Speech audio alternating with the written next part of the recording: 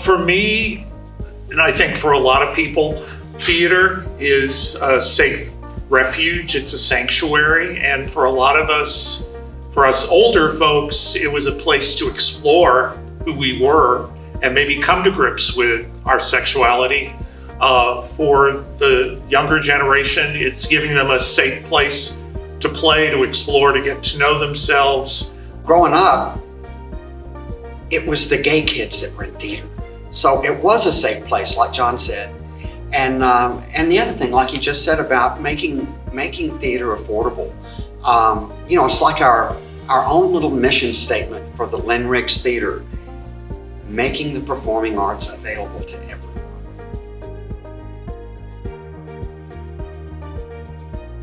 I think part of it, just from our perspective, our age, is getting comfortable with the alphabet soup of our community. For some people, we were homosexuals, and then we were gay and lesbian, and now we've got all these new letters to learn and get comfortable with, as well as the community, not just our community, but the world at large. That's probably been the big obstacle, is just getting it. Yeah.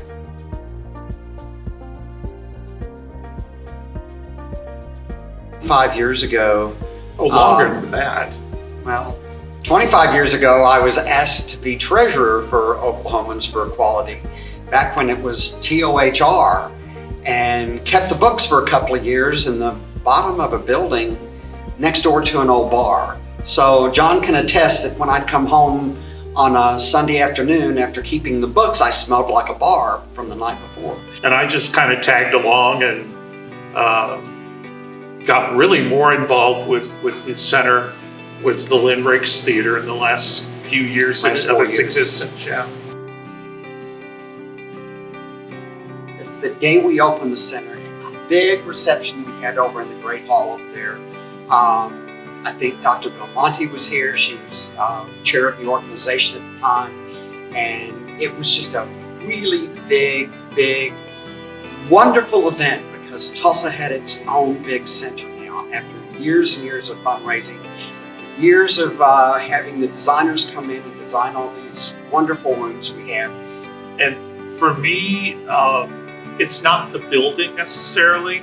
It was actually, right now we're in transitional apartment housing downtown, and to be able to look out our window and watch the Pride Parade, and then look down the street out the window and see that it's going on longer and further and further and further back, staging, says a lot about Tulsa. It says a lot about us.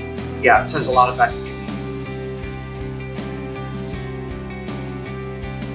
That's a hard one. I'm proud of him because he and a group of friends, community friends, as well as theater people, helped make this happen. We don't do it for accolades. We do it because we love theater, because we love the center. So I'm tickled to be recognized. I'm very humbled by it. But it's what we do. We put on a show. We come in here on a Wednesday, we get the place going. It's all set up. Come in and do a show on a Thursday night in the Rainbow Room, and being able to offer a place, making the performing arts available to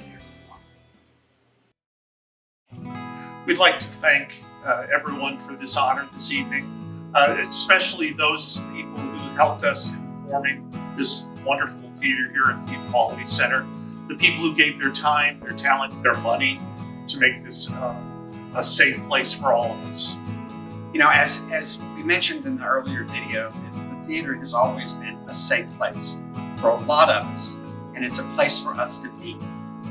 And it reminds me of a quote from Kiki. Just be. Never let them tell you who you ought to be. Just live your life with dignity.